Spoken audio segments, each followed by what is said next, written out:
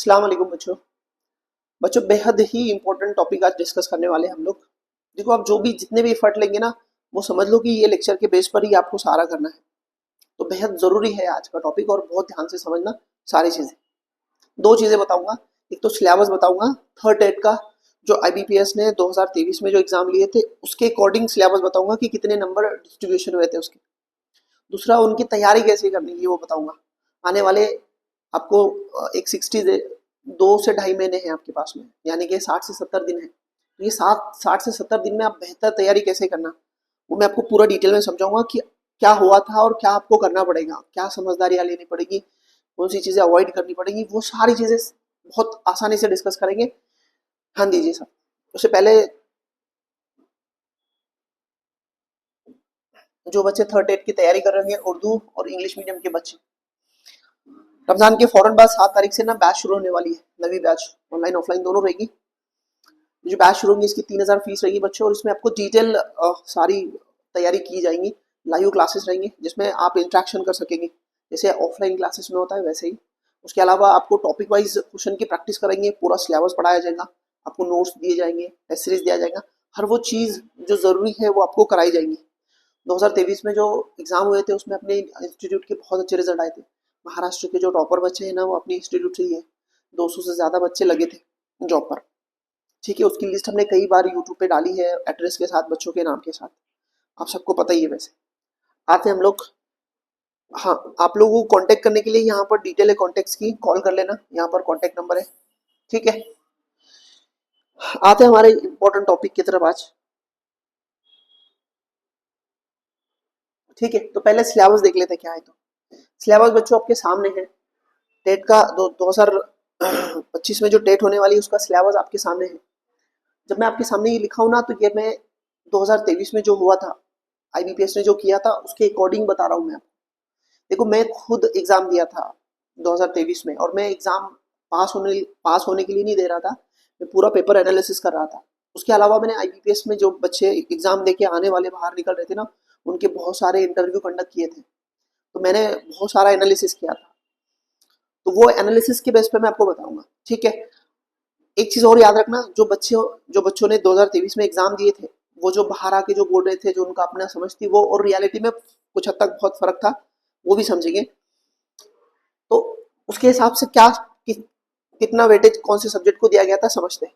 देखो टोटल आपकी जो एग्जाम होने वाली है वो 200 नंबर की होने वाली है, आपको सबको मालूम है 200 नंबर के एग्जाम होंगे आपके। उसमें सबसे ज्यादा वेटेज रहेगा आपका रीजनिंग का, उस पर 80 के अराउंड क्वेश्चन पूछे जाएंगे। अब एग्जैक्टली 80 नंबर की पूछे गए थे क्या, ऐसा नहीं है। शफल क्वेश्चन आते हैं, मिक्स आते हैं, तो समझ में नहीं आता कि कौन से कितने नंबर के लिए पूछा गया है। बट 80 के अराउंड आएगा, 2 5 कम हो सकते, 2 5 आगे जा सकते हैं। ठीक है, तो 80 के अराउंड में रीजनिंग पूछा जाएगा आपको। उसके बाद में सेकंड नंबर पे है मैथ्स। मैथ्स के 30 के अराउंड 2023 में नंबर पूछे गए थे। हालांकि सिलेबस में मैथ्स का जो वेटेज है ना 40 नंबर का है, बट वैसा नहीं किया गया था, पूछा कम गया था उसमें 2023 की जो टेट थी उसमें। तो 30 नंबर के अराउंड समझो आप, कुछ ऊपर नीचे हो सकते 2 5 नंबर, तो 30 के अराउंड आप समझ सकते हैं। उसके अलावा दोनों लैंग्वेजेस इंग्लिश और मराठी, इनके ना 25 और 25 नंबर के लिए पूछा जाता है। मतलब 25 नंबर मराठी पूछेगा और 25 नंबर इंग्लिश का पूछेगा आपको। बच्चों अब एग्जैक्टली ये भी नहीं है, यहाँ पर भी थोड़ा भी ऊपर नीचे हो सकता। मुझे लगता है मराठी के नंबर ज्यादा थे, 30 तक मराठी के नंबर पूछे गए होंगे, और 20 से 25 के दरमियान इंग्लिश पूछा गया था। तो उस हिसाब से हमको समझना होगा। उसके बाद में जो साइकोलॉजी थी आपकी, साइकोलॉजी वो 30 के अराउंड थे, बट मुझे जहाँ तक मैं समझ पा रहा हूँ कि यहाँ पर ये 30 नंबर नहीं थे, ये कम नंबर थे। 20 से 25 के जो रेंज में क्वेश्चन थे यहाँ पर पूछे गए, जो आपकी साइकोलॉजी है वो उसके। उसके बाद जीके तो बहुत मुश्किल है प्रिडिक्ट करना कि कितने थे, पर 20 क्वेश्चन तो इसमें थे ही, कन्फर्म थे। तो 20 के अराउंड में इस पे पूछा गया था आपका। तो ये पूरा सिलेबस है आपका, और आपको इसी के हिसाब से जाना है। अब बच्चों यहाँ पर इसको, ये तो हो गया आपका सिलेबस। अब इसको डील कैसे करने का, मतलब हाउ टू डील इट, आप इसको डील कैसे करेंगे, ये बहुत जरूरी है हमारे लिए इसको समझना, सिलेबस को, इसको डील कैसे करना है। अब यहाँ से मैं जो भी आपको बताऊंगा, तो वो बताने का जो मेरा बेस है, मतलब मैं किस बेसिस पे आपको ये चीजें समझा रहा हूँ, उसका बेस क्या है, उसका है कि आईबीपीएस के प्रीवियस ईयर के पेपर एनालिसिस। अब आपके दिमाग में ये सवाल आ रहा होगा कि 2023 में जो पेपर हुआ था वो तो सामने आया ही नहीं, फिर कैसे एनालिसिस किया गया। महाराष्ट्र में सिर्फ आईबीपीएस ने अपनी जो टेट है ये एग्जाम नहीं लिया, उसके अलावा बहुत सारे एग्जाम कंडक्ट कराती है जो क्लास 3 और क्लास 4 नंबर के जो रिक्रूटमेंट होती है महाराष्ट्र भर में, उसके लिए आईबीपीएस एग्जाम लेती है। एक टीसीएस भी लेती है और एक आईबीपीएस भी लेती है। तो आईबीपीएस महाराष्ट्र में किस अप्रोच से सवाल पूछता है, और वही अप्रोच आपको थर्ड टेट सेकंड टेट में था। जो अप्रोच अदर एग्जाम में आईबीपीएस ने पूछा है, जिस लहजे में पूछा है, जिस तरीके से पूछा है, वही लहजा उसका हमारे जो सेकंड टेट था उसमें था। तो आईबीपीएस के बहुत सारे पेपर महाराष्ट्र में हुए हैं और उनकी बहुत सारे मार्केट में मराठी में किताबें अवेलेबल है। तो उसको पूरा डिटेल में एनालिसिस किया हुआ है और 2023 में सेकंड टेट मैंने खुद एनालिसिस किया था एग्जाम सेंटर में जाकर, बहुत सारे बच्चों के इंटरव्यू लिए थे। तो उस बेस पर मैं आपको बताऊंगा कि आपको करना क्या है, कैसा करना है। और आपका भी मतलब मैं जो बोल रहा हूँ यहाँ से आगे जो बोलूंगा वो उसका बेस यही है कि analysis, question paper analysis previous year के।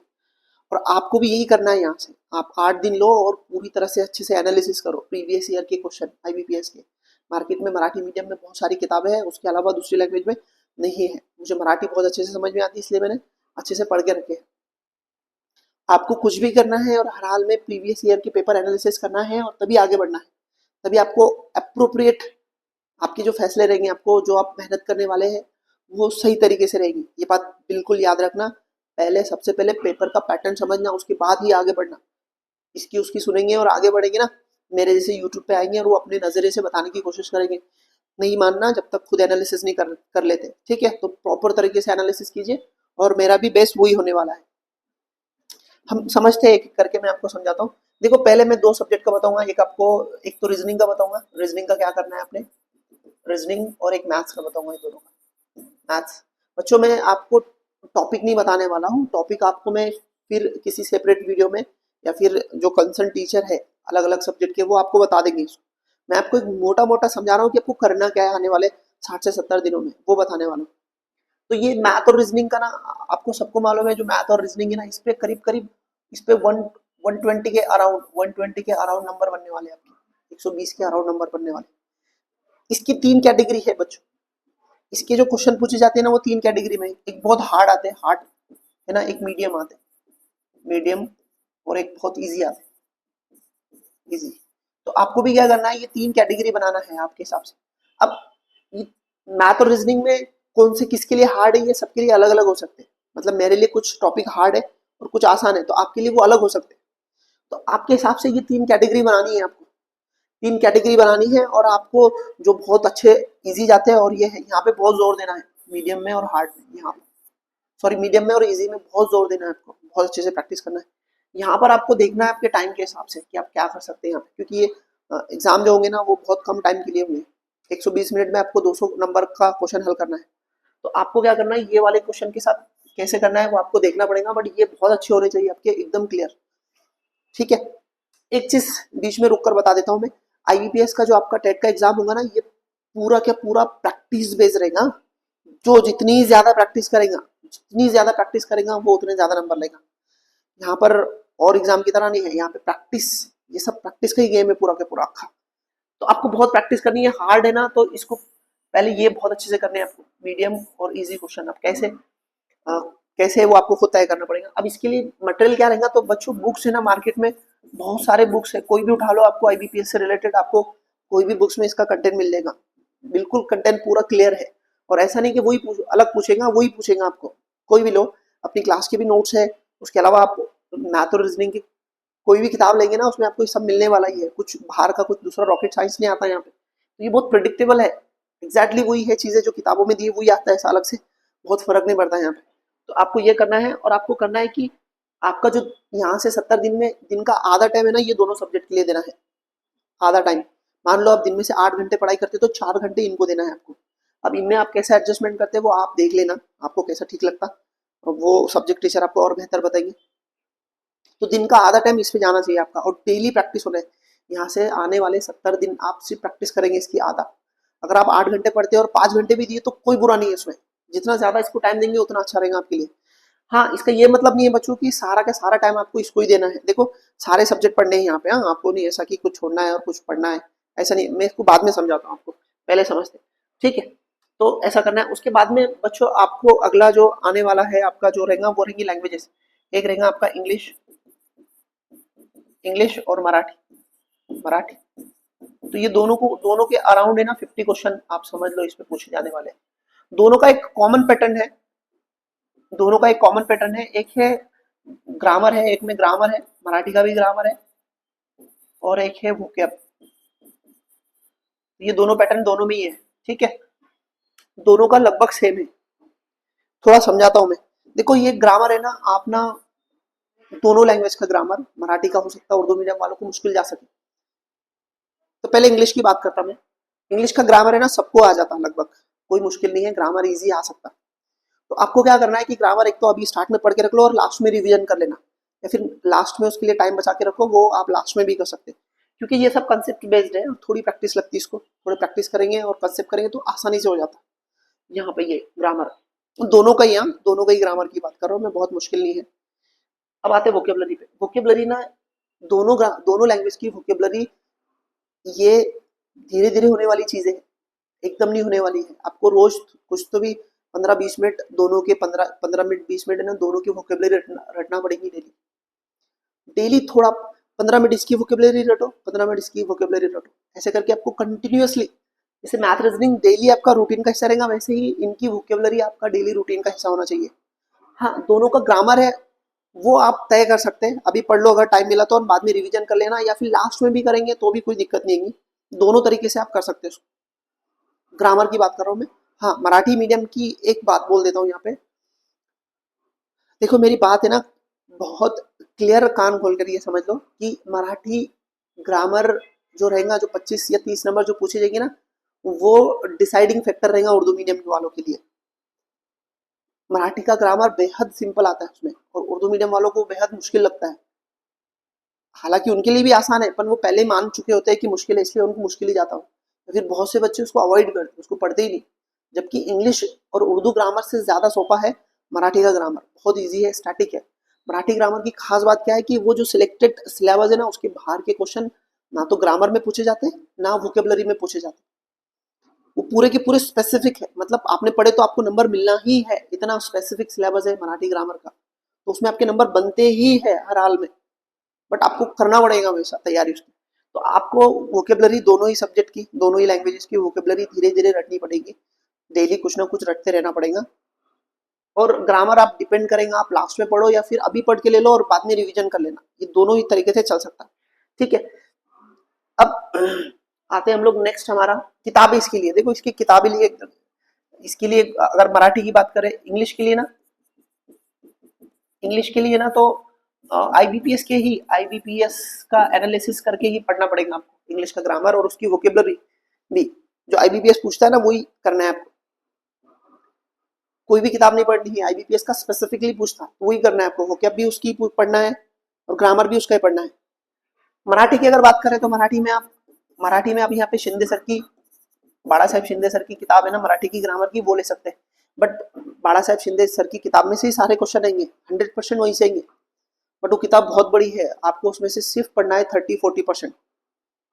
कितना पढ़ना है? 30-40% पढ़ना है आपको, तो वो आपको एनालिसिस से समझ में आएगा, पेपर का एनालिसिस मैं किसी लेक्चर में आपको टॉपिक बता दूंगा, लेक्चर लेके, बट पेपर एनालिसिस बेहद जरूरी है, तो आपको ये करना पड़ेगा। उसके बाद में आता आपका साइकोलॉजी, आपका जो साइकोलॉजी है, साइकोलॉजी ये बहुत इजी है, इसके ना आप 25 अराउंड क्वेश्चन समझो इसके, ये बहुत इजी है, जो बच्चों ने सीटेट पढ़ा है उनको पढ़ने की जरूरत ही नहीं है, इसमें उनका वैसे हो जाता, सारे अप्लाइड क्वेश्चन आते हैं, आपको एक सिचुएशन दी जाती है, उसमें आप एज अ टीचर क्या करेंगे, ऐसे सवाल पूछे जाते हैं, बेहद अप्लाइड क्वेश्चन आते हैं और बहुत सिंपल आते हैं। तो इसका सिलेबस पढ़ने के लिए 8 दिन बहुत ज्यादा है, आप इसको पहले से पढ़ के रखो, लास्ट में पढ़ो, बीच में पढ़ो, कभी भी अरेंज करो आप, कोई दिक्कत नहीं इसके लिए। इसका सिलेबस है ना, तो देखो इसका सिलेबस है ना एग्जैक्टली आपको कंटेंट, किताबें बहुत मुश्किल है इसकी मिलना, पेपर एनालिसिस है और सीटेट का जो उसमें से अप्लाइड है वो निकाल के ही करना पड़ेगा, इसमें थ्योरी वगैरह इसमें पूछता नहीं है, सीटेट की या महाटीटी की थ्योरी रटते बैठने का नहीं, यहाँ पर ना अप्लाइड क्वेश्चन आते हैं, 2017 में भी अप्लाइड क्वेश्चन आए थे, 2023 में भी अप्लाइड क्वेश्चन आए थे, तो इसका सिलेबस है ना बहुत ईजी है, साइकोलॉजी का अपन समझदारी वाला है, क्या पढ़ना है ना, तो थ्योरी पढ़ते बैठेगी सीटेट की और महाटीटी की, कुछ नहीं मिलेगा हाथ में, याद रखना मेरी बात। अब सिलेबस इसका कहाँ से निकालना है, तो ये क्लासेस का अपने टीचर्स ने एनालिसिस करके निकाले हैं, अब इसका मैं सोर्स आपको बाहर से बता नहीं सकता कि कहाँ से आपको पढ़ना है। सीटेट में से आपका जो सिलेबस है उसमें से पूछता है, पर कौन सा मैं ये बोलूंगा वो गलत हो जाएगा, आपको उसमें अप्लाइड क्वेश्चन आते हैं, तो आप वो तो आपको समझना पड़ेगा कैसा करना है, या फिर क्लास के नोट्स। उसके बाद में आता जीके लास्ट। जीके जीके पे आप मान लो 25 टू 30 नंबर पूछे जाएंगे आपको ये अराउंड में। जीके बच्चों, जीके ना मैंने बहुत सारे यूट्यूबर देखा, वो उनका कहना है कि आपको जीके में क्या करना है, एक से मतलब आपके जो स्कूलिंग की बुक है ना, 5वीं से लेकर 10वीं तक की सारी किताबें पढ़ना है, फिर करंट अफेयर पढ़ना है, ये पढ़ना है, पढ़ना है। देखो बहुत क्लियर बोल रहा हूँ मैं, जब तक आप क्वेश्चन पेपर का पैटर्न नहीं समझ लेंगे ना, आपको समझ में ही नहीं आना है कि आपको पढ़ना क्या है। तो 5वीं से लेकर 10वीं तक आप हिस्ट्री, ज्योग्राफी, पॉलिटी ये सब पढ़ते बैठेंगे ना, तो आने वाले 2 महीने में वो पूरा कुछ भी नहीं होना है आपसे, कुछ चीज नहीं होना है। फिर ऊपर से करंट अफेयर कुछ नहीं होना है, तो क्या करना है, तो वही सिंपल बात है, आईबीपीएस को रिक्वायर्ड क्या है, वो क्या बोलता, क्या पढ़ने के लिए बोलता, तो वही पढ़ने का। और बहुत सिंपल उसका कहना है कि बहुत सिंपल तरीके से पूछता है, बहुत मुश्किल नहीं पूछता। आपको इतना सारे किताबें नहीं पढ़नी है, एनालिसिस करना है और क्या पढ़ना है मैं आपको मोटा मोटा तौर पे बता देता, मैं ज्यादा डिटेल में नहीं जाऊंगा। सबसे ज्यादा जोर आता काय पे आता, महाराष्ट्र की ज्योग्राफी पे, मॉडर्न हिस्ट्री, समाज सुधारक जो उन पे आता। ठीक है, हिस्ट्री की बात करें तो ज्योग्राफी में महाराष्ट्र की ज्योग्राफी, भारत की ज्योग्राफी और कुछ वर्ल्ड ज्योग्राफी, कौन सी जीके टाइप है, डिटेल में बहुत कंसेप्चुअल क्लैरिटी के चक्कर में जाएंगे वैसा नहीं है, बहुत जीके टाइप क्वेश्चन पूछता है आपसे, बहुत जीके टाइप पूछता है उसमें। हिस्ट्री में भी बहुत, मतलब चाहे ज्योग्राफी हो, चाहे हिस्ट्री हो, चाहे पॉलिटी हो, बहुत ही मतलब एनालिसिस करेंगे ना आप, तो आपको बहुत ही कम पढ़ना है, एक 50 पेजेस में ही हो जाएगा आपका काम, और आपको अच्छे नंबर मिलेंगे। पर कब एनालिसिस रिक्वायर्ड क्या है बीपीएस को, और सबसे आसान है जीके पढ़ना, कोई मुश्किल नहीं, खेलते खेलते पढ़ लेंगे आप लोग। बट कौन सा पढ़ना डिसाइड करना बहुत मुश्किल है यहाँ पे, उसके लिए पेपर पढ़ना पड़ेगा, एनालिसिस करना पड़ेगा। मैंने कम से कम 100 पेपर एनालिसिस की है प्रीवियस ईयर आईबीपीएस के, उसमें से मैंने एक्जैक्टली एक्सट्रैक्ट निकाला है जीके का।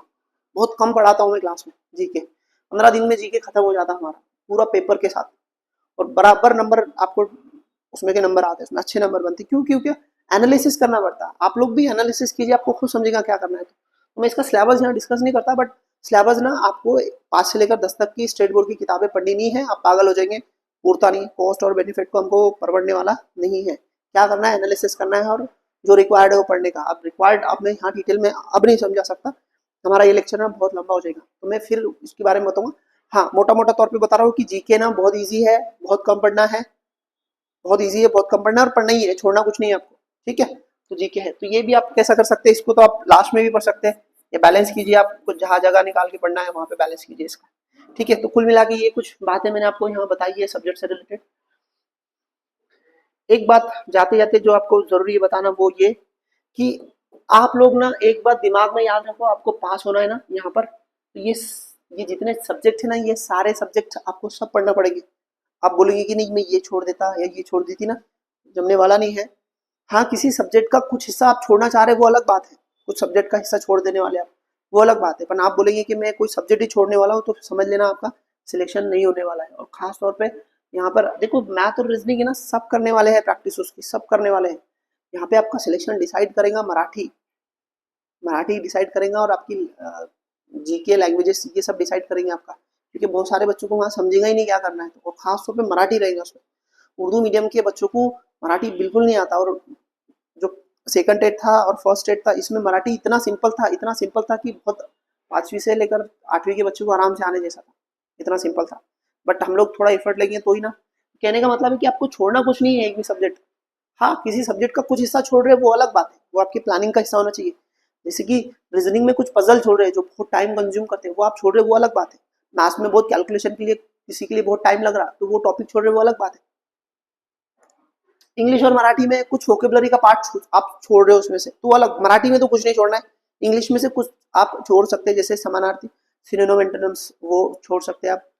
तो कुछ सिलेक्टेड पोर्शन किसी सब्जेक्ट का छोड़ रहे हो वो अलग बात है। पूरा सब्जेक्ट छोड़ेगी ना तो कुछ नहीं आना है हाथ में, आपकी जॉब नहीं लगने वाली है। इस बार पहले से ज्यादा कंपटीशन रहेगा, बहुत क्लियर बोल रहा हूँ मैं।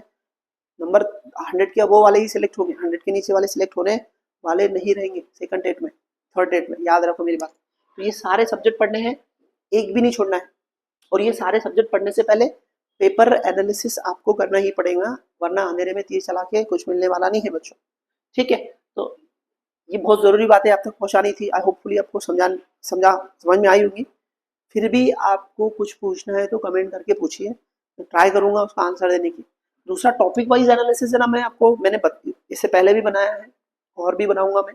आइंदा आने वाले कुछ दिनों में मैं आपको एक एक चीज़ें समझाऊंगा। मैं आपको मराठी, इंग्लिश और जीके का बताऊंगा, क्योंकि ये सब्जेक्ट मैं पढ़ाता हूँ खुद, तो मुझे इसका नॉलेज है, मैंने अच्छे से किया है इसके बारे में, तो वो बताऊंगा। और भी डेली प्रैक्टिस में भी आऊँगा, यूट्यूब पे डेली आऊँगा, कुछ ना कुछ लेकर प्रैक्टिस कराऊंगा आपकी। जो बच्चे क्लासेस नहीं ज्वाइन कर पाएंगे उनके लिए मैं रहूँगा थोड़ा बहुत, जो भी कंट्रीब्यूट कर सका। ठीक है, इतना ही अभी के लिए, जल्दी मिलते हैं। वीडियो को शेयर कीजिए और लाइक तो कीजिए, लाइक कीजिए, पहले लाइक कीजिए और शेयर कीजिए। जल्दी मिलते हैं अगले वीडियो में, तब तक के लिए इजाज़त दो। अल्लाह हाफिज़, बाय बाय।